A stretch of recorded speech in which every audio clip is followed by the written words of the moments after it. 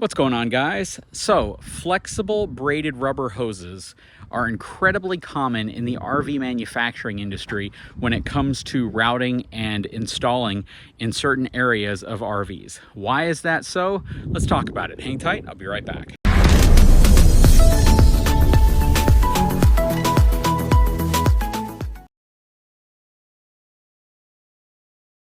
So I recently completed a repair to my plumbing system. It was basically a drain that had cracked, and while I was filming that process, a lot of folks looked and saw in one of the shots, or a couple of the shots, where you could see flexible braided rubber hoses.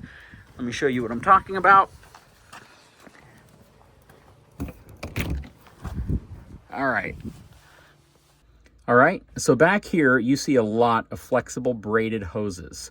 And a lot of folks will say that this is not code. This is not to code, and I'm assuming they mean residential building code. Now, whether or not I agree or disagree with how this is ran isn't really the point of today's video. The point was to find out why RV manufacturers use this as opposed to much cheaper PEX. Now, you might ask yourselves, well, if PEX piping is cheaper than flexible rubber braided hoses, why are they using a more expensive product and doing it in a way that might not be as up to code as residential plumbing? So I wanted to get to the bottom of it and find out why the RV industry uses these flexible hoses throughout all sorts of different models of RVs, from extremely expensive models to very low-cost models. And the answer was kind of surprising. They said because it's actually more reliable.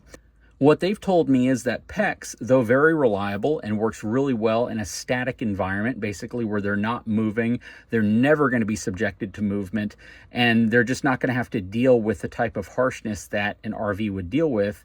PEX works great, and you can install it to code in a home all day long, and when done correctly and not exposed to UV, you can have a very reliable plumbing system. But the RV industry has always used kind of a combination of PEX as well as these flexible lines. And again, the flexible lines actually cost significantly more per foot than PEX does. When you factor in coupling and everything else, you still have to use the same type of couplers. The only difference is you don't have to make elbows with flexible lines that you would traditionally have to make with PEX. Well, when the manufacturers told me it was more reliable, they actually indicated that because the flexible rubber lines can actually expand and contract more than the PEX can, even though PEX gives you some capability over PVC, it actually prevents them from bursting as easy if you do have a high pressure situation.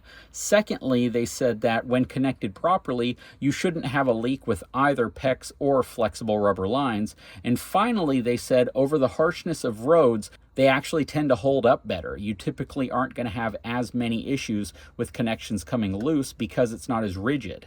And a point they were kind of making is you know, if you had all of this out of PEX and it was shifting and moving and bumping a lot, that could either compromise the clamp or the fitting itself, and you could eventually have a failure. Whereas rubber is a lot more lenient and flexible and gives you that capability of going over bumps and things like that, where some movement could be introduced to the lines and fittings and connectors, and you don't have the chance of failure, at least to the degree you would with all PEX. So again, I'm not a plumber, and I know people are going to say this is not up to code, but I think most people are thinking of residential or commercial building code and not so much RV manufacturing. RV manufacturing takes a different twist on everything. Now, I know there have been some YouTubers out there who have said you need to replace all of this stuff with PEX, you need to redo your fittings, make sure everything is done in a really, really great way.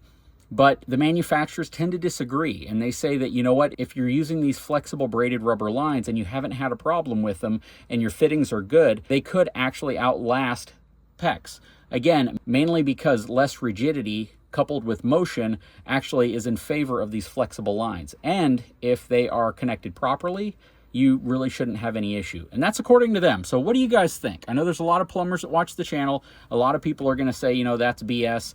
But I don't think anybody can argue with the fact that the flexible rubber braided lines actually cost more per foot than PEX does. PEX is actually very, very inexpensive.